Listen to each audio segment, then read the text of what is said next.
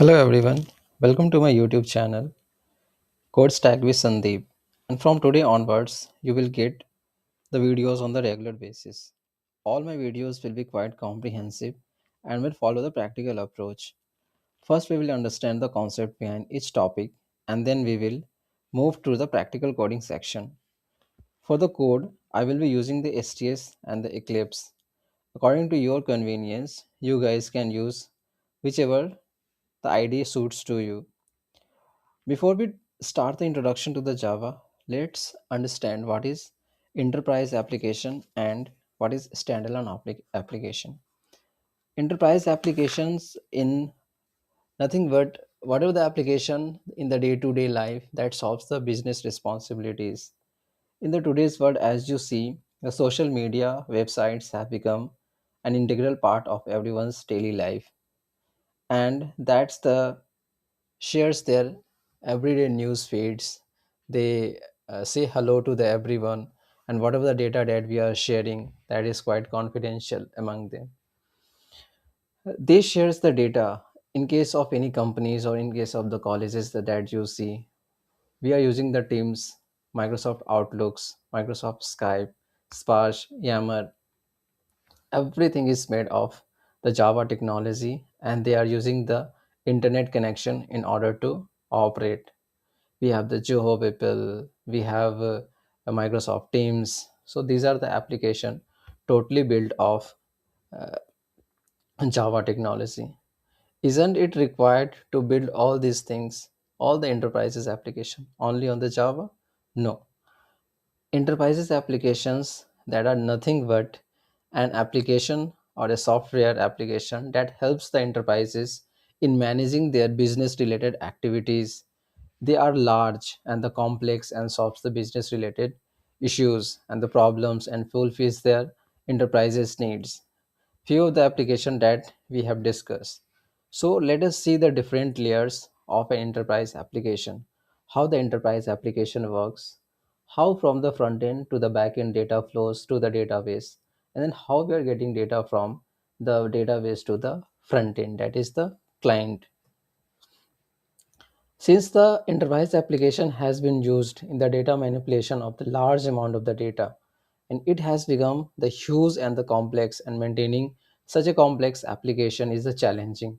And to resolve this, an enterprise application will be divided into the different tiers, or we can say different parts.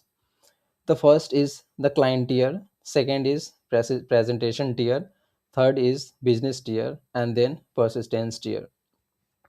As you can see here, whatever the UI that you are seeing and whatever the input data that you give, you are a client and you are requesting or data from the presentation layer. Means you are going anywhere on any application and you fill all the data, all the details. So this is basically you are a client, you are filling all the data into the that application or that particular form, and by inputting all the data, you are basically requesting to save the data to any websites. Like the n number of the websites are there. When you go, when you use to log in, fill all the data, then data flows from client tier to presentation tier, and then to the business tier, and then persistence tier. In the business tier, one of the most important layer where all the business logics is being written in a very security purpose. We don't expose these logics to see outside world, to expose it to the outside world. So we will be achieving the business logics by using the OPS concept, that is the object oriented programming language. That how we can see how we can write the business logics. So after the data is flowing from the business tier, they will go to the presentation tier. Here it acts as an interface between the business and the tier of the database. So technically we are seeing that how our application will work. In our case, we will be using and focusing upon the Java as a backend tool or as a backend language. For the front end, we will be seeing the HTML, that is the skeleton of all the front end codes, CSS that provides the colorful to the website, bootstrapping, and the Angular. We will be using Angular instead of React. So these both are the very famous frameworks that we use for the creating the any user friendly websites. Like the Netflix is built of the React, and the Anglers, most of the Angular application, the banking domain application is built of the Angular. It gives a very a standalone application, and we can use the Angular CLI to create any application very quite easily.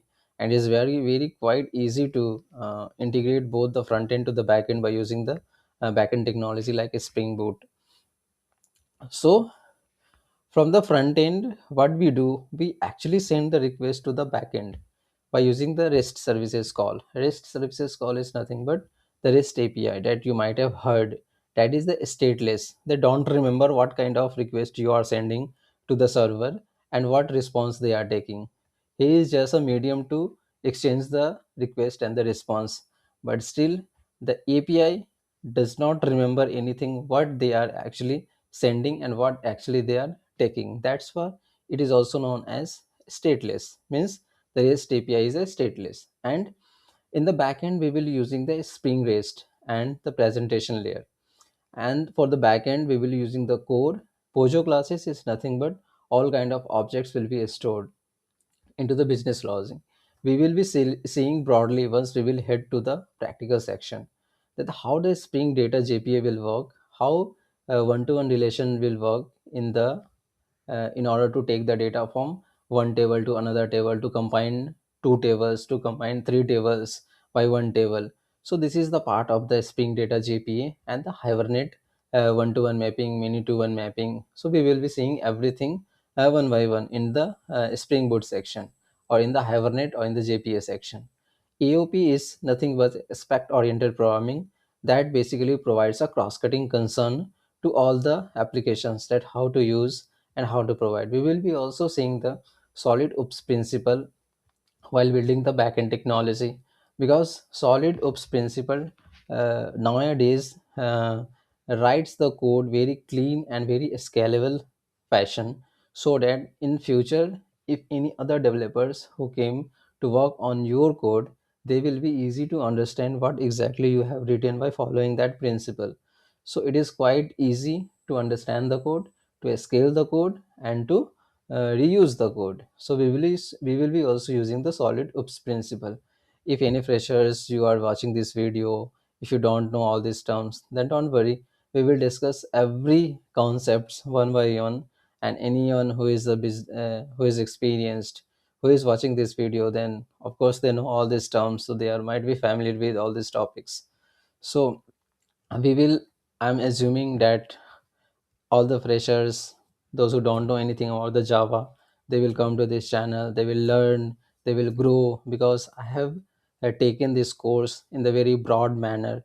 If you are doing any Java courses for your college, so we are covering the theoretical part as well as the practical part, to understand what exactly the Java is, how the Java works with the front end, how the Java application is connected with the backend technologies, how their framework will work. So we will be discussing. So we have taken the both point of view for the experienced as well as for the freshers. And next, we will see that in these steps, the fundamental procedure of any application is different. Functionalities can have one or the more above the shown steps is repeated patterns. So, but these steps will be there while moving application from front end to back end. So here you can understand what is the client tier, what is presentation tier, business tier, and the persistent tier, as we have shown, as I have shown you in the previous slide also. So here you will get the clear clarity that how it will work. This is the user. You are sitting over here and you are sending requests from the UI layer. This is the UI. So you put your request, put the data, and send in the form of request to the database. And in between the users and the database, there are the multiple stages involved. The first is presentation layer, that is the UI layer, where the testers send the data to the service layer, and then service layer which connected with the validator. In the backend, we will be using the service and the validator. Once whatever the data that is coming from the front end, that will be validated by the service, Service send the data to the validator. If any invalid data is coming from service to the validator, then validator checks whether all the data is coming is valid or not.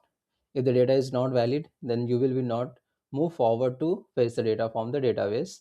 So in the business logic, all the business logics will be written in the service layer, and you need to pass with the validation check. And after doing the validation check, only you will be going to the persistence layer. You can assume that you are going to the airport, and to take your flight, first you need to go with the um, your security check. If your security check is passed, only then you will be able to go to the flight. Similarly, when the service passes the data to the validator, validator checks. If the validation passes, then it goes to the persistence layer, that is the DAO layer. Here in the DAO layer, there are the multiple queries that will be written. On the basis of that, the data will be fetched.